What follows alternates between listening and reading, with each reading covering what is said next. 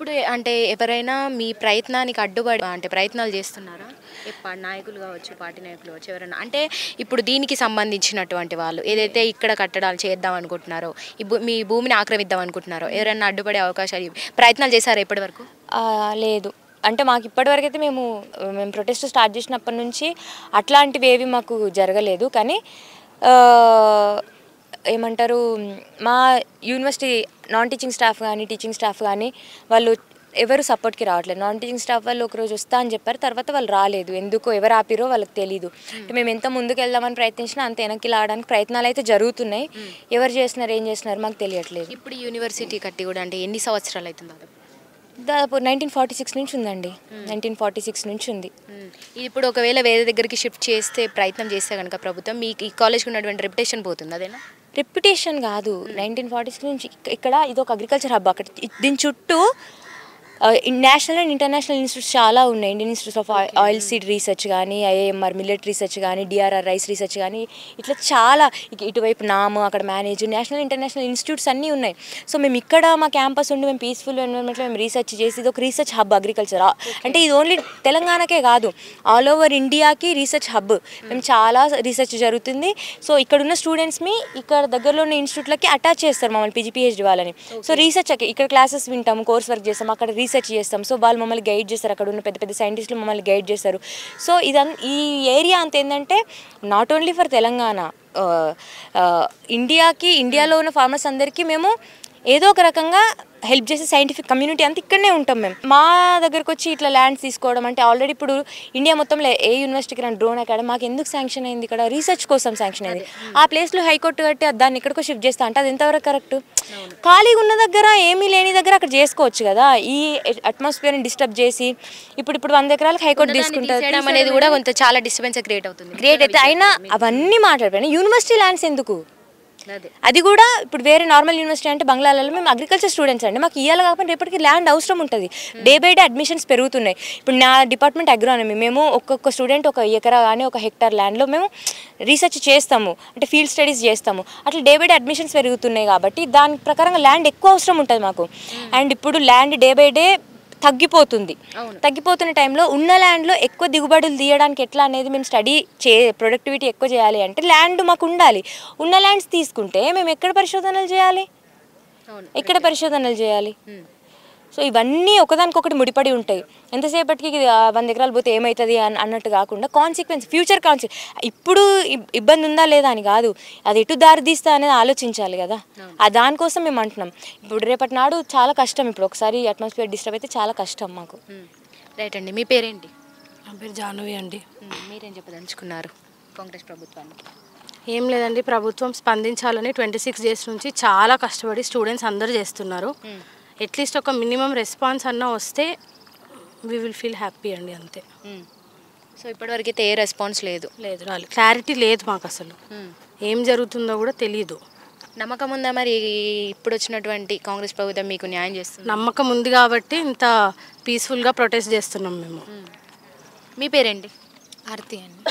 మీరేం చెప్పదలుచుకున్నారు? మా ల్యాండ్స్ని మాత్రం తీసుకోవద్దండి, ఇంకా కావాలి అంటే మీరే ఎక్స్ట్రా ఇవ్వాలి.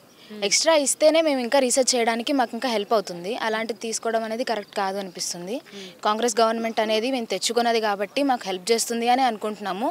మేము ఏ హైకోర్టుకి వ్యతిరేకం కాదు, ఏ పార్టీస్కి కూడా వ్యతిరేకంగా చేయట్లేదు. కాంగ్రెస్ పార్టీకి కూడా వాళ్ళ నుంచి మాకు హెల్ప్ దొరుకుతుంది అని అనుకుంటున్నాం. గత ప్రభుత్వం ఎప్పుడు కూడా అంటే మీ విద్యార్థుల పట్ల ఎప్పుడు కూడా ఆలోచించలేదు? ఆలోచించిందండి. ఈ ప్రభుత్వం గురించి ఏం చెప్తారు మరి? మంచి చేస్తుంది అంటారా? చేస్తుంది అని అనుకుంటున్నాము, అందుకే మేము ఓటేసి తెచ్చుకున్నాము. ఖచ్చితంగా మాకే లోటు తీసుకురాదు అని మేము నమ్ముతున్నాము.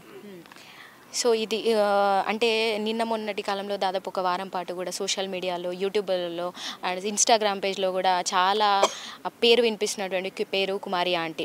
సో ఆమె గురించి అంటే ఒక్క రోజులో స్పందించినటువంటి ఈ కాంగ్రెస్ ప్రభుత్వం దాదాపుగా 26 రోజుల నుంచి కూడా నిరసన తెలుపుతున్నారు, వీళ్ళ భూములు లాక్కోవద్దు అని చెప్పేసి. సో ఎందుకంటే అట్మాస్ఫియర్ అంతా కూడా కొంత డిస్టర్బ్ అయ్యే అవకాశాలు ఎక్కువనే కనబడుతున్నాయి.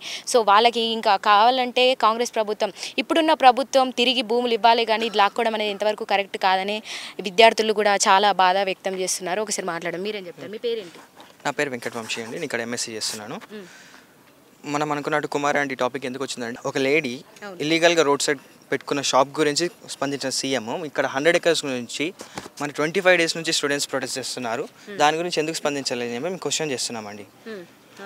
ఆల్మోస్ట్ అండ్ మేము ఓట్లేసి గెలిపించుకున్న కాంగ్రెస్ ఇప్పుడు మాకు సపోర్ట్ కాకుండా అండ్ అసలు మమ్మల్ని పట్టించుకోకుండా అసలు ఆల్మోస్ట్ 3 weeks నుంచి మేము ప్రొటెస్ట్ చేస్తున్నాం. ఇప్పుడు ఒక 2 days అయితే మాకు 4th week అవుతుంది. 4th week 1 month నుంచి మేము చేసిన ప్రొటెస్ట్ అసలు పట్టించుకోకుండా చీమగుట్టిన కూడా లేకుండా ఎందుకు చేస్తున్నారు అని చెప్పేసి మేము క్వశ్చన్ చేస్తున్నాం. అండ్ మేము ఈ ప్రొటెస్ట్ కూడా పీస్ఫుల్గా ఎందుకు చేస్తున్నాం అంటే గవర్నమెంట్కి ఎగెనిస్ట్ కాదు, మేము రెస్పాన్సిబుల్గా ఉన్నాం కాబట్టి and as a professional students కాబట్టి మేము పీస్ఫుల్గా ప్రొటెస్ట్ చేసి మేము అనుకున్నది మేము సాధించుకుందాం అనుకుంటున్నామండి. సో ఇప్పటివరకు ఎంతమంది మద్దతు తెలిపారు? ఎవరు సపోర్ట్ చేయడానికి ముందుకు వచ్చారు మీకు? మనకి చాలా విద్యార్థి సంఘాలు మద్దతు ఇచ్చాయండి. మనకి పార్టీస్ కూడా మనకి మద్దతు ఇచ్చాయి, చాలా పార్టీస్ వచ్చాయి. సో ఇప్పుడు ఉన్నటువంటి ప్రభుత్వం, కాంగ్రెస్ ప్రభుత్వం మంచి చేస్తుంది అనుకుంటున్నారా? అంటే ప్రజాపాలన, ప్రజల వద్దకే పాలన తెచ్చామంటున్నారు, మరి ప్రజల వద్దకే మేము కదిలొస్తామంటున్నారు. మీరు చెప్పినట్టుగానే కుమారి ఆంటీ వద్ద కూడా వాళ్ళు వెళ్తా అని చెప్పారు. మరి మీ వద్దకు వస్తారని ఎంతవరకు నమ్ముతున్నారు మీరు? మేము చాలా దృఢంగా నమ్ముతున్నామండి. వాళ్ళు మా గురించి పట్టించుకున్న వాళ్ళైతే స్టూడెంట్స్ గెలిపించుకున్నారు కాబట్టి స్టూడెంట్స్ బాధలు తెలిసిన వాళ్ళైతే పక్కా వచ్చి మాకు రెస్పాన్స్ ఇస్తారండి. ఈ జీవో వెనక్కి తీసుకుంటారని చెప్పేసి మేము గట్టిగా నమ్ముతున్నాం. అవును, ఎందుకంటే దాదాపు 40 లక్షల విద్యార్థుల నిరుద్యోగుల ఓట్లన్నీ కూడా కాంగ్రెస్ ప్రభుత్వానికి పడ్డాయి. ఎందుకంటే ముఖ్యంగా మీ వల్ల కాంగ్రెస్ ప్రభుత్వం వచ్చింది.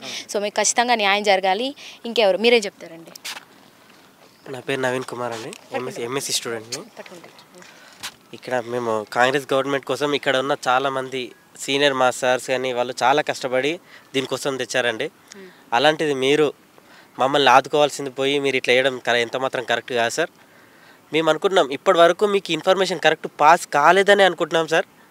కానీ మధ్యలోనే పెడుతూ ఏం చేస్తున్నారో మాకు అర్థం కావట్లేదు. కానీ మేము గత 25 రోజుల నుంచి చాలా కష్టపడుతున్నామండి. ఇంకా 10-15 రోజులు చేస్తే ఆల్మోస్ట్ ఈ ఫస్ట్ ఇయర్ వాళ్ళ అడ్మిషన్స్ క్యాన్సిల్ అయ్యే అవకాశం కూడా ఉంది. మా సార్ వాళ్ళు కూడా మాకు అదే చెప్తున్నారు. ఇక సార్ మీరు ప్లీజ్ మా కోసం చాలా సంఘాలు వచ్చాయి ఇప్పటికీ. సీఎం సార్ ప్లీజ్ మమ్మల్ని కన్సిడర్ చేయండి సార్. ఇది నాట్ అబౌట్ ల్యాండ్ సార్, 100 ఎకరాల ల్యాండ్ మాత్రమే కాదు, చాలా ఉంది సార్. ఇంకా ఒకసారి ఆలోచించండి సార్ ప్లీజ్ సార్. ఇప్పుడున్నటువంటి కాంగ్రెస్ నాయకులు ఎవరు కూడా, ఏ ఒక్క లీడర్ కూడా స్పందించలేదా? లేదండి, ఎవరు స్పందించలేదు. అంటే నార్మల్గా మీరు చెప్పిన దానికి ఓకే చేస్తాం, మాట్లాడతాం అనడం తప్ప ఎవరు కూడా స్పందించలేదు. చేస్తామని కూడా లేదు, డిస్కషన్ అవుతుంది అన్నారు. శ్రీధర్ బాబు గారికి మేము రిప్రజెంటేషన్ ఇచ్చినప్పుడు తుమ్మల నాగేశ్వరరావు గారు చూస్తామని అన్నారు, అంతే. అంతకుమించి ఎవరు ఏం స్పందించలేదండి. సో అన్ని రోజులు ఇంకా కంటిన్యూ అయ్యే అవకాశాలు ఉన్నాయంటారు. ఇప్పుడు మరి నాకు తెలిసి ఈ వారంలో అయినా మీకు మంచి జరగాలి. ఎందుకంటే మీ గురించి ఆలోచించాలి ప్రభుత్వం. దాదాపు 26 రోజుల నుంచి చేస్తున్నారు మీరు. సో మీడియా కూడా వచ్చి మాట్లాడుతూనే ఉన్నారు, రోజు మాట్లాడుతూనే ఉన్నారు కదా రెగ్యులర్గా మీరు మీడియా ముందు. ఎవరు ఒక్కరు కూడా స్పందించలేదు. సో మొత్తానికి ఇది జియో నెంబర్ 55ని వెంటనే రద్దు చేయాలంటూ కూడా ఇప్పుడున్నటువంటి కొత్త ప్రభుత్వాన్ని ఇక్కడ ఉన్నటువంటి స్టూడెంట్స్ అందరూ కూడా కోరుకుంటున్నారు. సో మొత్తానికి అయితే వీళ్ళ గురించి ఆలోచించాలి. ఎందుకంటే ఒక వారం పాటుగా యూట్యూబ్లో హల్చల్ చేసినటువంటి కుమారి ఆంటీ గురించి వెంటనే రెస్పాండ్ అయ్యారు సీఎం గారు. సో అక్కడి నుంచి వాళ్ళకి అంటే మీరు యథావిధిగా కొనసాగించుకోవచ్చు, మీకంటూ మేము ఉన్నామంటూ కూడా చెప్పడం జరిగింది. మరి దాదాపు ఇంతమంది విద్యార్థుల కోసం కూడా ఆలోచించినటువంటి అవసరం కూడా ఇప్పుడు ఉన్నటువంటి కొత్త ప్రభుత్వం మీద ఉంది. సో వాళ్ళు ఆలోచించాలని కూడా ఇక్కడ దాదాపు 26 రోజుల నుంచి నిరసన తెలుపుతున్నారు. ఇక మీదట అంటే ఈ కొత్త ప్రభుత్వం స్పందించే వరకు కూడా ఈ నిరసన అనేది ఇట్లాగే కంటిన్యూ అవుతుందని చెప్తున్నారు.